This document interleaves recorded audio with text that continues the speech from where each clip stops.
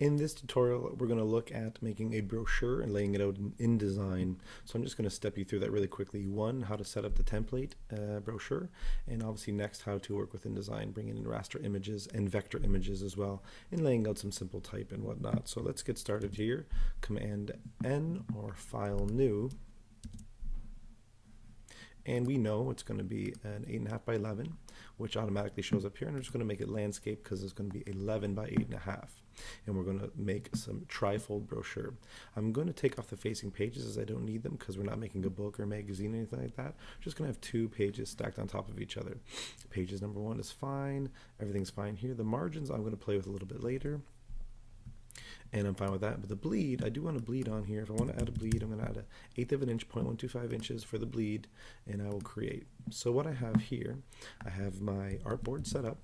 I have my margin here, the cyan margin, magenta margin that's already laid out for me, and I have my red bleed line as well.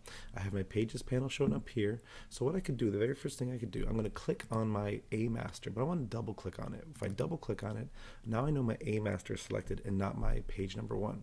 And my A master, what I'm going to do, I'm just going to change up my margins. I'm going to go to layout, margins and columns, and I'm just going to change it to 0.125. And usually what I do there, that actually creates 1/8 of an inch around the whole area of the margin, which creates a safety for me, meaning I should keep all my important content within that area. Not too close even, and definitely not outside of it, because that could potentially get cut off or whatever could happen when these brochures get printed and the printer cuts around the edge. The columns I normally would set up and create a grid, but here I'm not going to because there's going to be a slight change on how we actually set up our lines to create the trifold, and you're going to see in just a little bit why we do that.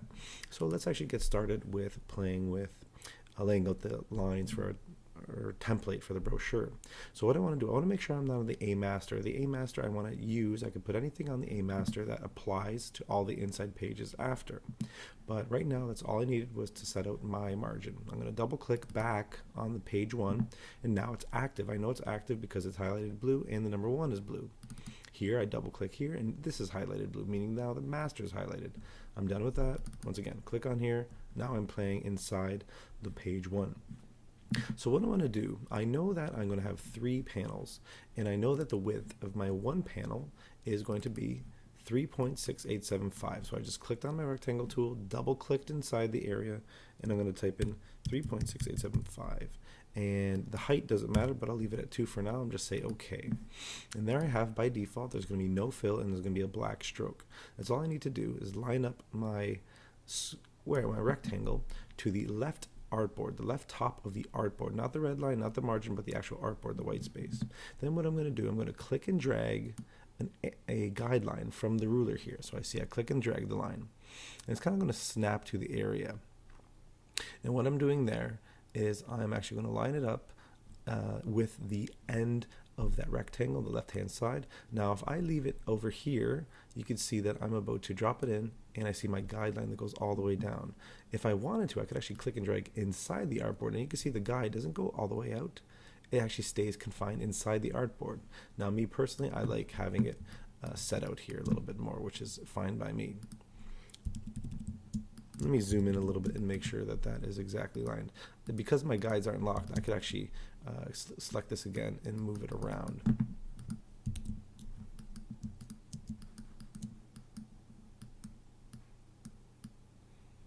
And I'll line it up there, perfect. So it's lined up at 3.6875. I'm just going to take this shape again and reline it again. Move it over, and now it's lined there. And I'm going to create another guide, click and drag a guide again. And I'm just going to line it to the edge of that rectangle.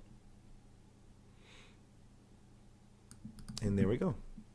And now what should happen, I should have a 3.6875 here, 3.6875 here, and this should roughly be 3.625. We've seen the dimensions in our, we're 3.625, perfect. We've seen the dimensions in the assignment sheet, so we know exactly that those are the dimensions we have there. I can delete that rectangle, so now I have my guides laid out. What I want to do now is I want to add my die lines, my lines to suggest to the printer that this is going to be a fold or score line. And the way we do that, we're just going to click on the line tool. We're going to click and drag from the top of the bleed line all the way down this guide we just made to the bottom of the bleed line. So I'm just going to click, hold down shift to keep it in line, and drop it there, and I have my line there. What I want the line to do, I'm going to click on my stroke. I want it to be 0.125. Enter. I'm going to show all my options here, and I want the type to be dashed. Perfect, that's totally fine. And I want it to be a magenta line. I'm going to bring this up. I want it to be magenta, so there we go. That is a suggestive line. I'm going to press W. If I press W on my keyboard, it actually gets rid of all my lines. It puts me in preview mode, and now I can see everything on my artboard without any guides or lines or anything. I press W. So there it is. I have my line there. Perfect. So that's all I need to do. Actually, just to be on the safe side, I should go to View, Grids and Guides, and lock my guides. Now I can't move these at all. I can't select these, which is great. I'm going to select that line that I just made, bring it over, hold down Alt and Shift, bring it over, press W, and now I have 2 lines, which is perfect. Now what I want to do, I'm just going to duplicate that page. I'm going to click and drag the page over top of the icon, or I could just go to duplicate spread, but I'm used to doing just clicking and dragging it down, and now I have 2 of the exact same pages. But we do have to remember that this part, this smaller fold, which is a smaller width, is actually has to be on this side now. It has to move over because this is going to be the front side, this is going to be the back side, and we're going to label it properly in just a second as well. So what I need to do is let's create that shape again, that rectangle. Just move it over slightly. 3.6875 by 2. Once again, that's all I did was click on my rectangle tool, double click anywhere, and then I could put in specific dimensions. Now I know that over here has to be 3.6875, and this one is the middle, 3.6875, and the last one here is going to be 3.625. So let's do this again. I'm going to select my line, bring it over, perfect. Bring my rectangle over again, move the line again here, perfect. And now roughly, once again, this should be 3.625. When I line it up properly, it should roughly be 3.625, which it is looking there, which is fine, perfect. So now I have my guide set up, and what I should do is click on my guides, create a new layer, call it die line, and select my lines and click on that little area here next to the layer. The blue highlight means that there is something selected on this layer, and I'm just going to click and drag it up to a new layer. Same thing I'm going to do down here. I'm going to click and drag that to the new layer. Now keep something in mind with InDesign, like we can't do in Illustrator. I can't select something from both pages. I can only work on one page at a time. So I can't click and drag more than any objects from another page. I can only select what's on one page. So I have to do that individually at a time, which is totally fine. So next what I want to do, I want to take a look at actually labeling these areas too, so I don't get confused about what is what. I'm just going to grab my text tool. Now in InDesign, you can't just click and start typing. You have to click and drag. You have to create a box. Everything in InDesign is inside of a frame or a box. We call them boxes or frames, whatever you want to call it. And we have to do that. So raster images are inside of a frame. Type is inside of a frame. The only thing that is not set inside of a frame are vector graphics. But you can, of course, put vector graphics into a frame. So what I'm going to do, I'm just going to double click. I'm going to call this the front cover.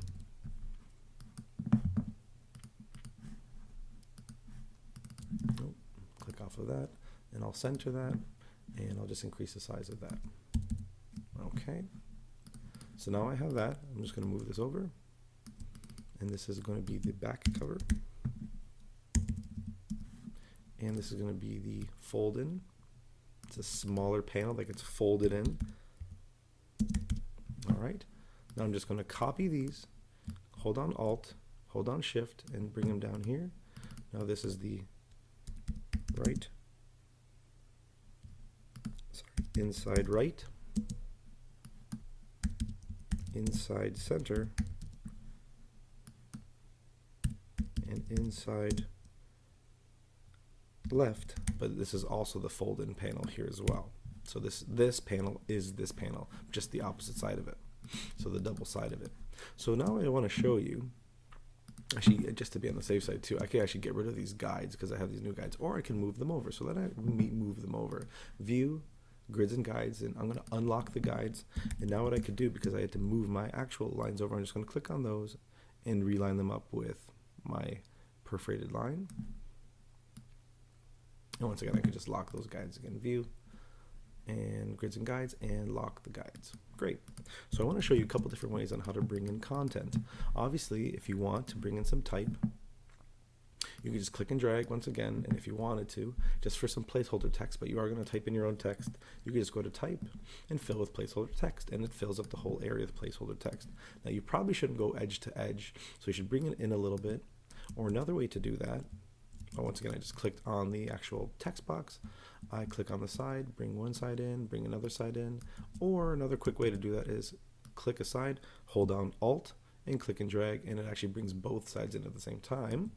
Or I could go to right click, text frame options, and my inset spacing with a preview on, I could actually bring in my left hand side and my right hand side. It's a great little way to keep your box going from edge to edge to the guide, but actually having some space so it doesn't actually touch upon the edges there, which is kind of what we want to do. Now we see something that happened.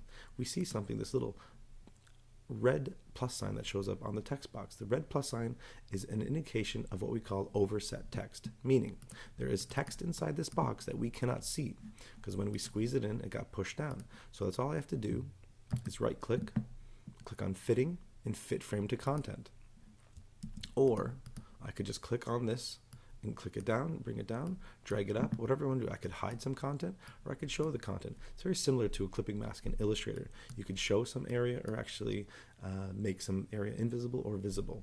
So when that red box shows up, that means there is more content hidden, and what we need to do is we need to show it all. So I can just click and drag and bring it down. So that's an interesting thing about fitting, which is that is called. So now what I want to do, I want to bring in some raster images, and this is how we bring in raster images, very similar to Illustrator. But rule of thumb, the way I like to do it is I like to create boxes or placeholder areas that I know a particular picture is going to go. So what I'm going to do, I'm just going to click and drag a rectangle here, and I have my rectangle perfect. What I'm going to do, I'm just going to fill it actually with black and get rid of the stroke. I'm going to resize it so it fits again, perfect. So I have this rectangle that I want as my placeholder. That's all I'm going to do. I'm going to click on it and I'm going to copy it, Command C, copy. I'm going to go into Photoshop. Here I have an image, a raster image that I'm happy with and that I wanted to use. So let me create a new file, Command N. By selecting that, by copying that rectangle, I should say, what it did was it actually copied the dimensions of the rectangle, 3.806, 5.667. 3.80 roughly. Those are the rough dimensions, but more or less Photoshop kind of rounds them around, and that's what I'm looking at. So it copied the dimensions. The resolution obviously is going to be 300 pixels per inch because we're going to assume this is for print, and I'm going to create it. Perfect. Now, anything I drag into this document, this new document I made, will be 300 pixels per inch and CMYK. So what I'm going to do here, which happens to have quite a few layers, I'm going to Command A. I'm going to select everything by holding down Command A. I'm going to go to Edit, Copy Merged, and that copies everything that is visible right now. Copy Merged. Go to my new document, Command V, and it's going to paste everything in that I just saw, and I'm going to say Command T, and I'm going to size it down. Remember, always scale and hold down Shift when you're using the corners. Never shrink or squeeze, because the human eye can tell that. And let's just say I'm happy with that. I'm going to press Enter to release the free transform. And now I'm just going to File, Save As. I'm going to save it in my proper dimension, my proper area where I save my files and folders. I'm going to go there, but for now, for me, I'm just going to say on my desktop, and I'm going to save it as a TIFF. And I'll say save, and I'll make sure there's no compression and we have no layers. So discard layers and save a copy, and I'll say okay, perfect. So now I'm going to go back into InDesign. I'm going to click on the box. I'm going to File, Place, just like in Illustrator, and I'm going to find that image, which I don't think I named it properly. I should have named it double exposure. You should name your TIFFs because you could have quite a few raster images. Untitled _1 or -1, and open it, and there it is. Now, what I could potentially also do, and we see that, I could Command D, which is also File, Place, Command D, and I could bring that one in again. I just want to show you a different way to do it. And I could actually now click where I want to place it. I'm just going to click it out here. Now here's one very important thing we need to know about InDesign. That could be our most confusing thing. Everything is inside a box, as I mentioned before. The type is inside a box, or what we call a frame. And the raster image is inside a frame as well. If I click once on the frame, I've accessed the frame. I can move anything around I want. If I double click, I'm accessing the content inside the frame. And as you can see, it kind of acts as a clipping mask, where I could actually make certain areas visible or invisible. And also true about that is the little circle here. If I click on it once, I'm accessing the frame. If I click on the circle once, I'm accessing the content inside. So always remember that. You click on once, you access the frame. Double click, you're accessing the content inside of the frame, okay? Now you can resize it up, of course. You can hide some areas there, which is totally fine, but obviously I want to show as much as I can. And once again, I'm just going to right click, go to fitting, and fit frame to content. So that frame fits the content perfectly. So that is roughly, say, how I want my cover to look. I'll put some information down here about myself, maybe some more content. I'm just going to duplicate that over and say this is where I want some placeholder content, which is totally fine. But I'm coming close to the edge, so I've got to be really careful. I got to keep it inside. And normally that's a lot of content. I'm looking for just a simple bio about yourself, nothing too much there. The other thing I want to show you now is how to bring in vector images, and I'm going to bring in 2 vector images. I'm going to go to Illustrator. I already have a couple set out. So here's my character that I made, and I'm going to make sure I bring in all my layers, and a couple things are going to happen. I'm going to copy this vector graphics, the exact vector graphics from Illustrator, Command C, copy, go into InDesign, and I'm going to, let's play with it here on the inside, Command V. I'm just going to paste it in. And there are my vector graphics. Fantastic. And if we look at this, I'm going to click on the white arrow tool, just like in Illustrator. It's a direct select tool. I could actually manipulate the graphics. These are live paths that were taken from Illustrator and brought in here, which is totally great. I could play around with different things, whatever the case may be. And I could actually play around with those, which is great. However, let's look at a few different things here. If you look over here in the swatch panel, all those swatches came in. All the swatches that pertain to this clown figure, the caricature, actually came in. So the little gradients and all the different colors, everything showed up. So you have to keep that in mind. So what I could potentially do to keep that all clean, I'm going to select the first one and select the bottom one that all pertain to my character. I'm going to right click, new color group, and I'm just going to call it caricature. Okay, and that's it. So now I actually create a little folder, and now I actually could put them all in there, which is totally fine. Now let me scale this down if I want to try to do that. I'm going to take this and I'm going to scale it down.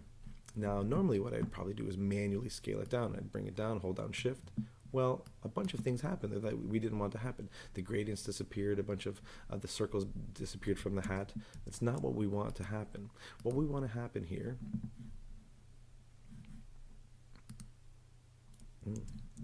either way, what we want to happen here, we want to scale it down properly. So what we need to do is a couple different ways to scale. We could actually click on this reference point here and say I want to scale it from the top point. So I'm going to click on the top point. I'm going to go to my scaling here, 100%, and I'm just going to use my keyboard Shift, and I'm going to use plus or minus.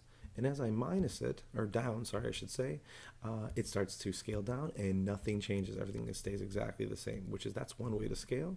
The other way to scale properly is to go to our transform tool, right click and click on scale. And now what I can do, once again, I can click a reference point. This time I'll click from the center and actually scale it up properly as well. So that's a great way to do that as well. So that's how we scale things properly. But you might notice this particular character is not, or this vector graphic is not inside of a frame. But if I wanted to, I could create a frame, a rectangle. What I like to do, I like to fill it.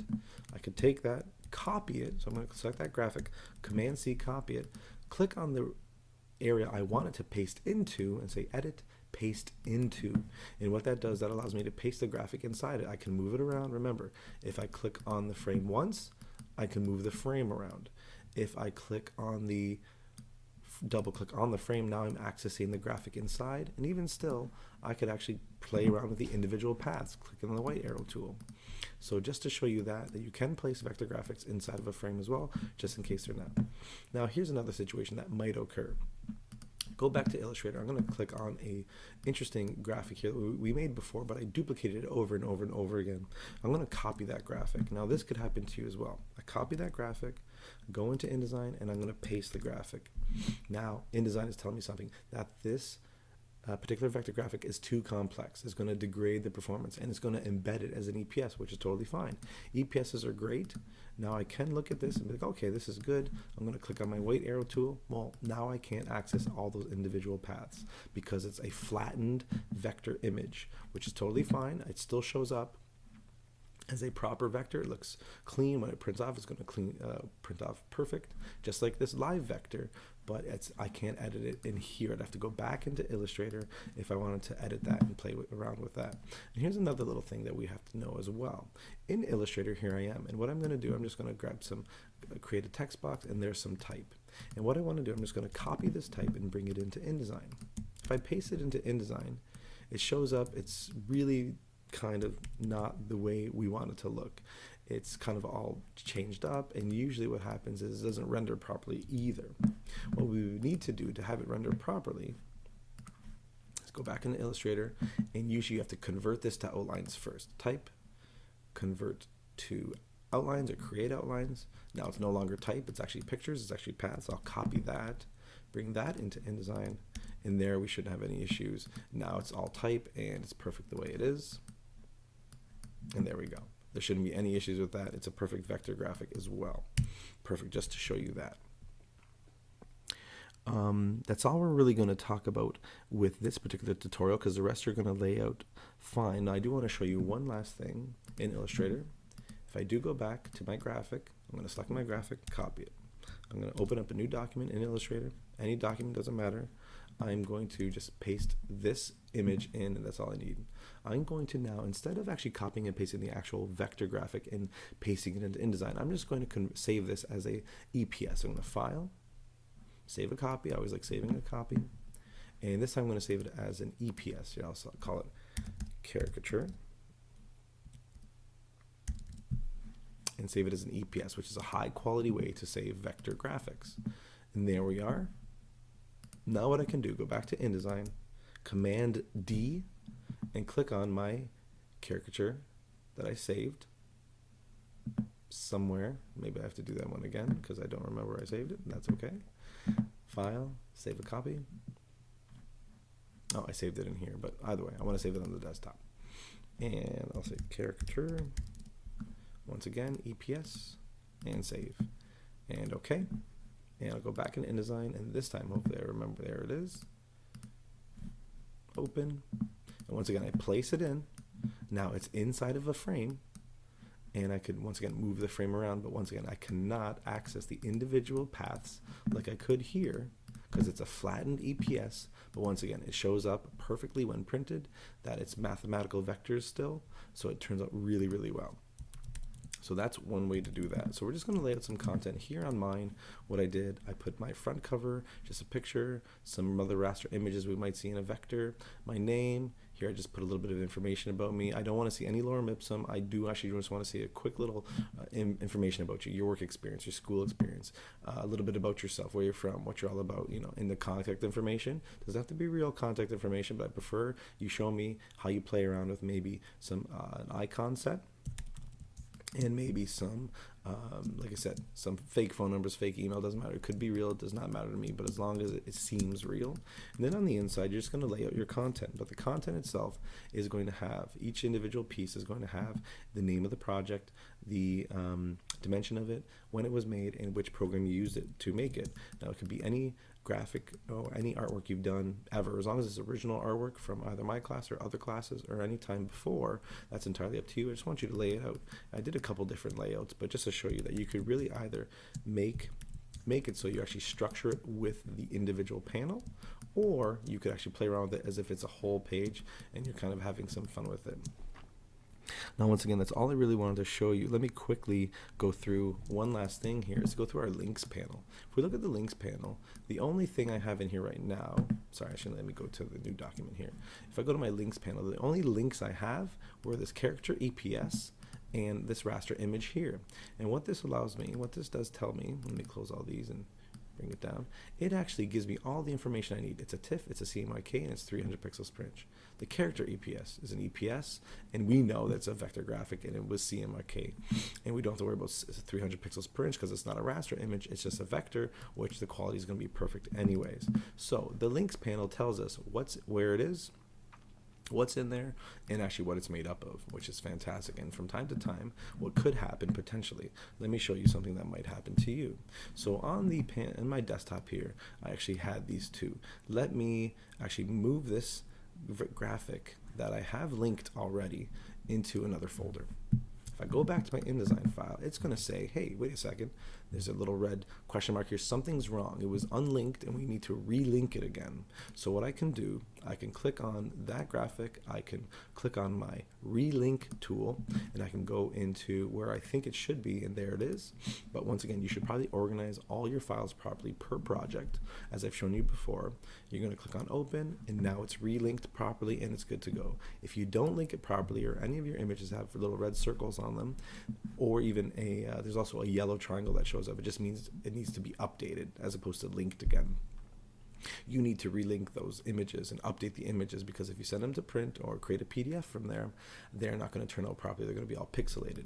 So now to create a PDF in InDesign is very simple, same way in Illustrator, file, and we're going to export, and we're going to go to for me, I'm going to go to my desktop, create a PDF print. I'm going to name it properly. For now, I'm just going to call this one Brochure. You're going to name your files properly, and I'm going to save it. Same idea. I'm going to go to press quality from here. I'm going to click on all because I want all my pages, and I'm going to view PDF after exporting. I'm going to go to marks and bleeds, click on my crop marks, and click on my use document bleed settings, which we already set out. If you recall, we made them 0.125, but if manually you have to do it too, you can. But I always like clicking on here because I've already set up my bleed settings, which is they're good to go. And now that's all I have to do is just click on export, and now I've made my PDF. Yeah, I know there's some overset text if you remember that little red plus sign, but that's okay for me because obviously you're going to lay yours out properly. And I'll say okay, and there I have with my trim marks, and I have my bleed and my second page. Obviously you would work on this a little bit more to make it work and make this much better for yourself. So that's all I wanted to show you about this particular project, and you are good to go from here.